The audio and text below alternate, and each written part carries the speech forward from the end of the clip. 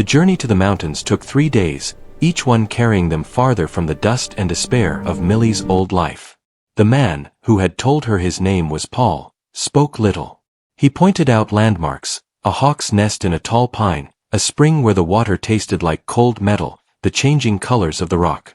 He asked no questions, which was a relief as profound as the cool mountain air. Questions required answers, and Millie had none that didn't taste of shame. She learned the rhythm of his quiet competence. He made camp efficiently, built small, hot fires, and cooked simple meals of beans and pan bread. He checked the horses' hooves each morning and offered her the first drink from his canteen. On the second day, when a sudden rain shower soaked them, he wordlessly handed her a spare oilcloth from his pack. It was the first act of simple, unasked for kindness she could remember, and it lodged in her chest like a small, warm stone. Her body, however, was a map of her past. The old bruises on her arms and back had faded to ugly yellows and greens, but the deeper ache in her bones remained. Every jolt of the saddle, every time she had to swing her leg over to dismount, sent a flare of remembered pain through her. Paul noticed. He began stopping more frequently, claiming the horse needed rest, and would point to an interesting rock formation or a deer track, giving her time to stand and let the stiffness ease without drawing attention to it. On the evening of the third day, they crested a final ridge. Below them, cradled in a high valley like a secret in the earth's palm, lay his homestead. It wasn't a ranch, not like the sprawling ones she'd glimpsed from a distance. It was a neat, stubborn claim carved into the wilderness. A small, square cabin of honey-colored logs sat facing the sunset. A sturdy barn and a corral stood nearby, and a brilliant blue creek cut a silver path through the meadow, where a few sheep and a milk cow grazed. Smoke curled from the chimney, a welcoming thread against the vast, violet sky. Home, Paul said, the single word holding more weight than any speech. That first night was a blur of overwhelming newness. The cabin was one room, but it was clean and orderly. A big stone fireplace dominated one wall, a rough-hewn table and 2 chairs sat near a window, and a ladder led to a sleeping loft. It smelled of pine sap, wood smoke, and dried herbs, nothing like the sour smells of the shack. Paul showed her a corner he had cleared. A straw tick mattress lay on a rope frame, covered with a clean, wool blanket. A small crate beside it would serve as a table. It was more privacy, more space of her own, than she had ever possessed. "This is yours," he said. "The loft is mine. We'll share the rest." He made a stew from venison and wild onions, and they ate in a silence that was no longer just empty, but slowly filling with the unspoken rules of this new world. After supper, he took 2 books from a shelf, a thick Bible and a worn volume of Shakespeare's plays. He placed them on the crate by her bed. "For reading," he said. "Or for looking at the pictures. The quiet gets heavy sometimes. Words can help." The next morning, her new life began in earnest. Paul woke before dawn. Millie, trained by fear to be a light sleeper, heard him stir and was instantly awake, her body tensing for a blow or a shouted command. But he simply moved quietly, building up the fire, putting coffee on to boil. When she finally crept from her corner, he nodded and handed her a bowl of oatmeal sweetened with wild honey. "Today," he said, "you learn the place. The rules are simple. Do your share of the work. Don't go beyond the South Ridge alone, the terrain is tricky. Always tell me where you're going. Everything else, we'll figure out." And so, Millie learned. Paul was a patient, if quiet, teacher. He showed her how to feed the chickens and collect the warm eggs without startling the hens. He taught her to milk the cow, placing her hands over his to demonstrate the gentle, rhythmic pull. He explained which plants in his garden were vegetables and which were weeds. The work was constant, but it was different. It was for building, for sustaining, not for avoiding punishment. The greatest shock was the absence of violence. Paul's hands were large and calloused, but they were only ever used for creation or care. He chopped wood, mended fences, gently examined a sheep's injured foot. He never raised them in anger. He never even raised his voice. If she made a mistake, spilled a bucket of milk, left the garden gate unlatched, he would simply stop, look at the mess and say, "All right. Now we fix it." Then he would show her how. Slowly, like a plant turning toward a hidden sun, Millie began to unfurl. The constant knot of fear in her stomach loosened its grip, meal by quiet meal, sunset by peaceful sunset. She started to anticipate his needs, filling his coffee cup before he asked, having firewood ready by the hearth. It was not servitude born of fear, but a fragile offering of gratitude. One afternoon, a week after her arrival, she was in the garden weeding. The sun was warm on her back, and for the first time, she found herself noticing its comfort instead of its heat. She heard Paul approach from the barn. He stopped at the edge of the plot, holding 2 fishing poles. "The creek has trout," he said. "They're biting today. It's not work. It's something else. Would you like to learn?" Millie looked at the poles, then at his open, expectant face. An invitation. Not a command. A choice. The concept was so foreign it made her throat tight. She nodded, wiping her earthy hands on her apron. They sat on the bank of the rushing creek. He showed her how to thread a worm onto the hook, how to cast the line into a deep, shadowy pool. They sat in silence, watching the red and white bobber dance in the current. The only sounds were the water's song and the wind in the pines. "My father," Paul said suddenly, his voice softer than she'd ever heard it, "was a loud man. With loud hands." He didn't look at her. He kept his eyes on the water. "I left when I was not much older than you. Came west. Found this valley. Learned that quiet doesn't mean empty. It can mean full of better things." Millie stared at her own bobber, her heart pounding. He had offered her a piece of his truth, a key to his own silence. It was an act of trust that demanded one in return, but the words about her mother were still locked behind her teeth, sharp and dangerous. "Thank you," she whispered instead, the 2 words encompassing more than just the fishing lesson. "For bringing me here." He gave a single, slow nod. Just then, her bobber plunged beneath the surface. "Now," Paul said, a hint of excitement in his voice. "Pull up, firm but steady." With his guidance, she landed a shimmering, speckled trout. As she held the cool, struggling fish, a feeling surged through her that she couldn't name. It wasn't happiness, not exactly. It was triumph. It was capability. She had done this. She had provided. That night, as they ate the pan-fried trout, Millie looked around the cabin. The firelight danced on the log walls. The books sat on her crate. Her hands, no longer clenched in constant dread, lay relaxed in her lap. She was safe. She was fed. She was learning. But the past is a shadow that clings, especially in dreams. A few nights later, she awoke gasping, the echo of her mother's screams still ringing in her ears, the phantom sting of a blow on her cheek. A low sob escaped her before she could clamp it down. There was a shift in the loft above her. She froze, squeezing her eyes shut, expecting annoyance, expecting to be told to be quiet. She heard the soft creak of him coming down the ladder. She braced herself. A moment later, a thick, wool blanket settled over her, tucked gently around her shoulders. He didn't speak. He simply patted the blanket once, a solid, reassuring weight, and went back up the ladder. Millie lay in the dark, wrapped in the warmth and the profound, wordless understanding. The last of the ice around her heart cracked and began to melt, and she cried, silently, not from fear or pain, but from a relief so deep it was its own kind of ache. The quiet mountain man had not just taken her away. He was teaching her, piece by gentle piece, how to be alive. Summer in the high valley was a brief, brilliant explosion of life. The meadow became a tapestry of wildflowers, and the garden Millie tended burst with green promise. Her body grew stronger, the lingering aches replaced by the good tiredness of honest work. She could now split kindling, tend the sheep, and bake a decent loaf of bread without being shown. The mirror of the still creek water showed a girl with clearer eyes and cheeks touched by the sun, not pallor. Yet, healing was not a straight path. It was a spiral, where progress could suddenly swing back through old shadows.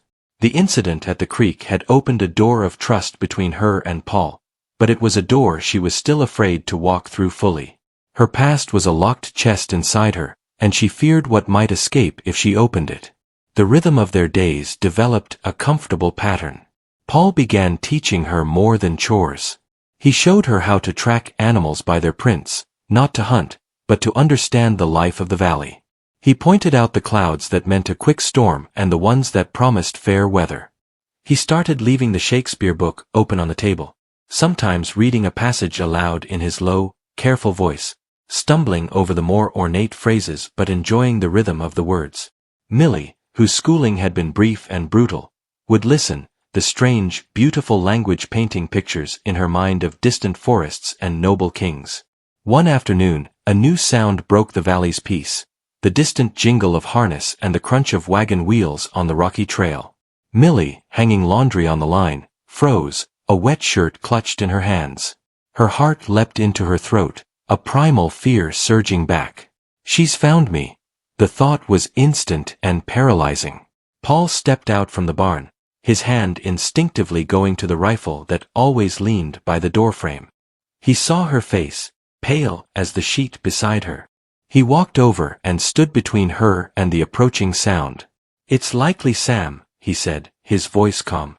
"The trader from Pine Creek. He comes twice a year. No one else knows this trail." A minute later, a wagon pulled by 2 mules rounded the bend. The driver was a grizzled older man with a friendly wave, not the specter of Millie's nightmares. The tension drained from her shoulders, leaving her trembling with residual fright. "Paul, you old hermit," Sam called out, reining in the mules. "Brought your salt and flour, and some news from the wide world." His sharp eyes landed on Millie, who had shrunk back toward the cabin wall. "Well now, heard you had company. Mornin', miss." Paul made introductions. "Sam, this is Millie. My niece." The title was new, a protective cover story they had never discussed. It settled over Millie like a cloak, unexpected and strangely comforting. She managed a small nod. Sam stayed for coffee, trading his goods for a sack of wool and 2 of Paul's expertly tanned hides. His news was of cattle prices and a new mine opening 50 miles away. Then, sipping his coffee, he said, "Heard some other talk down in the lower valleys. About a woman. Real piece of work, they say. Got run out of a town for cause. Drifter now. Causing trouble, looking for something. Or someone." He shrugged. "Just gossip from passing riders." Millie's blood ran cold. She focused on scrubbing an invisible spot on the table. Paul's expression didn't change, but his knuckles were white where he gripped his cup. "That's a long way from here," he said, his voice even. "Sure is," Sam agreed, finishing his coffee. "Well, best be moving on. You take care now, Paul. Miss Millie." He tipped his hat and left, his wagon creaking back down the trail. The silence he left behind was thick and heavy. The word drifter seemed to hang in the air. Millie couldn't bring herself to look at Paul. The fragile piece of the valley now felt thin, permeable. The outside world had touched it, and it had brought her mother's ghost with it. 4 days after, Millie was jumpy. A tree branch scraping the roof at night would jolt her awake. The cry of a distant coyote sounded like a human shout. She retreated into herself, speaking only when necessary, her old wariness a familiar, suffocating blanket. Paul saw it all. He didn't press her with questions. Instead, he gave her more responsibility, as if to anchor her. He showed her how to load the rifle. "Just in case," he said, his hand steady over hers on the cool metal. "I'm not always right here. You need to know how to be safe." He taught her to shoot at a target on a stump, and though the bang made her flinch, the feeling of the stock against her shoulder, of controlled power, was new and steadying. One evening, he didn't take up his usual whittling. He sat at the table and looked at her directly. "Millie," he began, his voice grave. "Sam's news. It changes things. We can't pretend the world isn't there. If she's looking, this is a hard place to find, but not impossible for someone determined." The unspoken if she comes hung between them. Millie finally met his gaze, the fear raw in her eyes. "I should go," she whispered, the words tearing at her. "I'll bring trouble here." "No," Paul said, the word final as a slammed door. "You are not trouble. You are family. That woman, she is the trouble. And if trouble comes to our door, we meet it. Together." He leaned forward. "But to meet it, I need to know what I'm meeting. I need you to tell me." It was the question she had been dreading. The key to the locked chest. She looked at his weathered face, at the kindness and resolve there. She thought of the blanket tucked around her, the fishing pole offered, the word niece spoken as a shield. He had earned the truth. The story came out in fits and starts, halting and choked. She spoke of the constant criticism that was like acid, the chores that were never done right, the punishments for imagined slights. She described the hands, not loud like Paul had said of his father, but quick and cruel, and the words that cut deeper than any switch. She told him of the final, terrible night, the feeling of being an animal backed into a corner, and the desperate flight that had led her to his woodshed. Paul listened without interruption, his face a mask of grim stillness. When she finished, trembling and emptied, he was silent for a long time, staring into the fire as if seeing the scenes she described painted in the flames. "You were never at fault," he said at last, each word deliberate. "A child is a trust. She broke that trust. What you did wasn't running away. It was surviving." He looked at her, and his eyes held a fire she had never seen before. "You have a home now. A real one. And no one will take it from you. Or harm you again. That is my vow to you." In that moment, Millie felt the last of the old, rotten chain that had bound her to her mother snap and fall away. She was not a fugitive. She was under protection. She was loved. The next morning, Paul's quiet industry took on a new, focused edge. He began reinforcing the cabin's simple bolt with a heavier iron bar. He walked the perimeter of the meadow with her, pointing out the best places to see the trail approach, the natural cover near the house. They established signals, a specific arrangement of stones by the creek, a certain way to hang a dishcloth on the line, to silently communicate if one of them saw something amiss. He was not preparing for a life of siege, but for a possibility. He was teaching her, as he had taught her to fish and to shoot, how to stand her ground. The lesson was no longer just about living, it was about defending a life worth living. Millie changed too. The fear didn't vanish, but it transformed. It was no longer a helpless, freezing terror.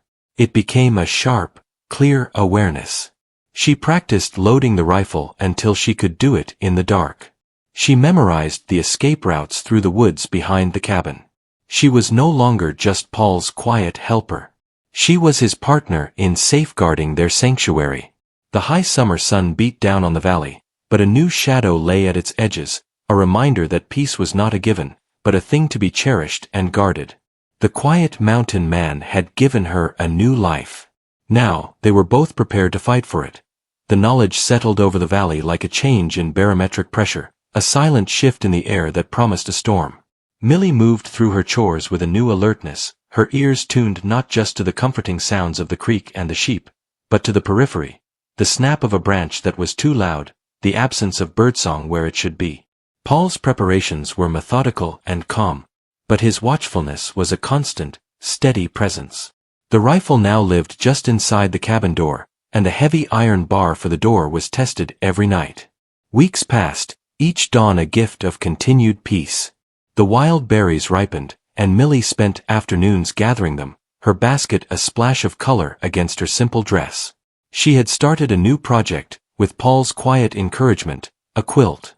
Using scraps from the worn-out clothes he had given her and fabric from Sam's last visit, she was piecing together a pattern of stars. It was an act of faith, a belief in a future of many cold nights in this warm cabin. Then, on a day when the wind held the first crisp hint of coming autumn, the valley's peace shattered. Millie was at the creek, scrubbing laundry on the smooth rocks. Paul was in the far pasture, mending a fence. The signal stones were arranged in the all clear pattern. She was humming a tune Paul sometimes whistled, her hands red from the cold water, when a voice cut through the rushing sound of the stream. Well, look what the cat dragged to the mountains. Millie's blood turned to ice. Her head snapped up. On the opposite bank, shrouded in the dappled shadow of the pines, stood her mother. Clara looked harder, thinner, her clothes travel-stained and hung on a frame grown sharp with bitterness. But her eyes were the same, dark pits of relentless dissatisfaction, now burning with a terrible, triumphant fury. Thought you could hide from me? Clara sneered, taking a step onto a rock in the creek, her movements oddly graceful, like a predator. A drifter in Pine Creek heard talk of a man up here with a young girl. A quiet niece, he said. I always knew you'd run to some fool's charity. Millie stood, her legs trembling, the wet shirt falling from her numb fingers into the current. Every instinct screamed to run, to cower, to apologize. The old terror rose in her throat, metallic and choking. But then she saw it, over Clara's shoulder, the dishcloth on the cabin's line. It was hung wrong, just slightly. Paul's sign. Danger. I see it too. He was nearby. He knew. The knowledge was a spine of steel slipped into her back. She did not run. She stood her ground on her side of the creek, the water between them like a natural moat. You don't belong here, Millie said, and her voice, though quiet, did not shake. This is my home. Clara let out a harsh, barking laugh. Your home. You belong to me. You're my daughter. My burden. And you're coming with me. Now. She splashed into the shallow creek, her hand outstretched as if to grab Millie's arm from yards away, a gesture of pure, habitual ownership. No, the word was not a plea. It was a statement. It hung in the mountain air, clear and final. Clara froze, stunned by the defiance. Her face twisted into a mask of pure rage. You ungrateful little wretch. After all I sacrificed, I'll drag you back by your hair. As Clara lunged forward through the knee-deep water, a figure stepped from the trees behind Millie. Paul did not run. He simply walked to stand beside Millie, his presence a solid wall at her side. In his hands, held loosely but ready, was the rifle. He did not point it. He just held it, his calm gray eyes fixed on Clara. That's far enough, Paul said. His voice was the low rumble of distant rockfall. It carried an authority that stopped Clara mid-stride, the water swirling around her boots. She recovered quickly, her eyes darting from Paul to the rifle. Who are you? This is none of your business. That's my daughter. You have no daughter here, Paul replied, his tone chillingly even. You have a ward of this valley. My family. And you are trespassing. Clara spat into the water. Family. Don't make me laugh. She's a liar and a thief. She'll turn on you. She's no good, just like her no-account father was. She's mine. Each word was a poisoned dart aimed at Millie's heart. The old wounds throbbed. But then she felt Paul's shoulder, a firm, warm pressure against hers. She remembered his words, you were never at fault. You're the liar, Millie heard herself say, the truth giving her voice strength. You never wanted a daughter. You wanted a servant. A thing to hurt. I'm not that thing anymore. Clara's fury boiled over. Reason left her. With a shriek of pure malice, she charged the last few feet through the creek, her hands hooked into claws, aiming not at Paul with a gun, but straight for Millie, the true target of her lifelong war. Paul moved. He didn't fire the rifle. Instead, in one fluid motion, he stepped in front of Millie and swung the stock of the weapon in a short, controlled arc. It connected with Clara's charging shoulder, not to break bone, but to check her momentum, to redirect her force. She stumbled sideways with a grunt of pain and shock, falling into the deeper, faster current of the creek. The cold water shocked the fight out of her momentarily. She sputtered, scrambling to get her footing on the slippery rocks, now just a soaked, furious woman in a creek, not an invincible monster. Paul stood over her, the rifle now cradled in his arms, his stance immovable. "Get up," he commanded, no anger in his voice, only absolute finality. "Get on your horse, I know you have one tied back on the trail, and leave this mountain. If you ever step foot in this valley again, if you ever so much as ask after Millie in any town from here to the coast, I will not be gentle. I will bring the law down on you for what you've done. And then I will find you myself. This is your only warning." Clara hauled herself onto the bank, dripping and seething. She looked from Paul's unforgiving face to Millie, who stood straight, no longer hiding behind him but beside him. The daughter she had known, the cowering, bruised shadow, was gone. In her place was a young woman rooted in this soil, protected by this silent, formidable man. The balance of power had irrevocably, eternally shifted. Hatred burned in Clara's eyes, but it was met with a wall of resolve she could not scale. With one last venomous glare, she turned and sloshed out of the creek, disappearing into the pines. The sound of a horse being ridden hard, recklessly down the mountain trail soon followed, fading into the vast silence. The confrontation was over. It had lasted only minutes. Paul finally lowered the rifle. He turned to Millie. The fierce protector was gone, replaced by the quiet man who had taught her to fish. "Are you hurt?" he asked, his eyes searching hers. Millie shook her head. She wasn't hurt. She was free. The ghost had been faced, and had fled. The tremble in her hands now was not from fear, but from the powerful, rushing release of it. She looked at the man who had been a stranger, then a rescuer, then a teacher, and now, undeniably, her father. "Thank you," she whispered, the words vast enough to hold a new life. "No need," he said. He looked at the scattered laundry in the creek. "We'll fetch it.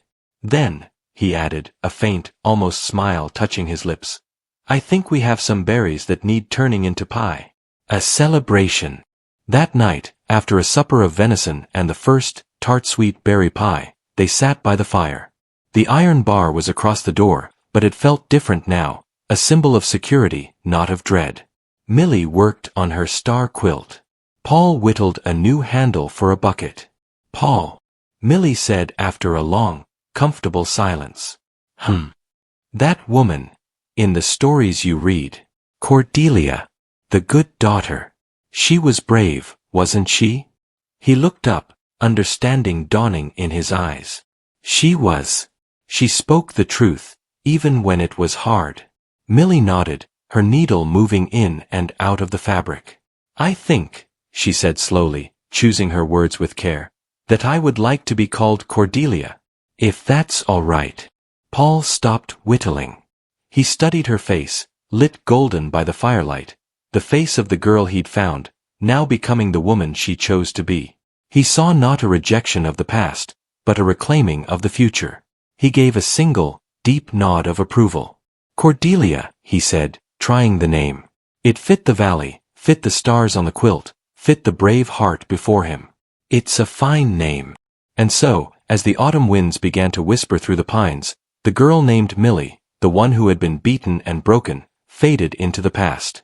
In the warm, solid cabin in the high valley, Cordelia lived. She lived with a quiet mountain man who had given her more than safety. He had given her a name of her own choosing, a life she had never dared to expect, and the unshakable certainty of a father's love. Their story became a quiet legend in the surrounding mountains, not of dramatic showdowns, but of a rescue so complete it forged a new and unbreakable family.